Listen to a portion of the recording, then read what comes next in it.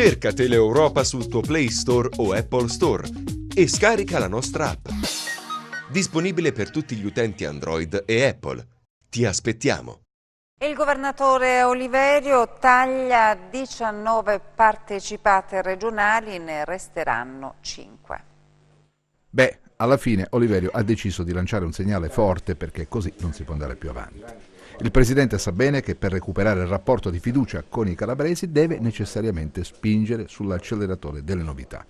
Ebbene, questa di chiudere con le partecipate sanguisuga va in questa direzione. Abbiamo demolito la vecchia regione che ha macinato risorse, ha alimentato clientele, consigli di amministrazione, direttori generali. Tradotto, basta, stop.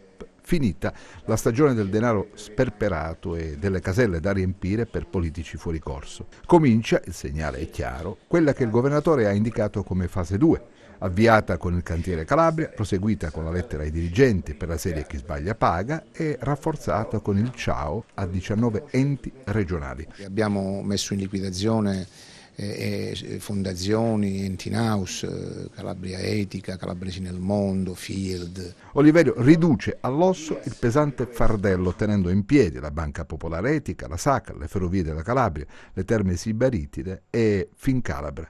Il resto è rottamazione. È un atto di rottura netto con il passato, si liberano risorse, si avvia un processo di bonifica e si sposta su un altro terreno, appunto il rapporto tra la funzione di governo di un ente come la Regione e la società calabrese, le forze produttive, gli enti locali, il territorio della Calabria.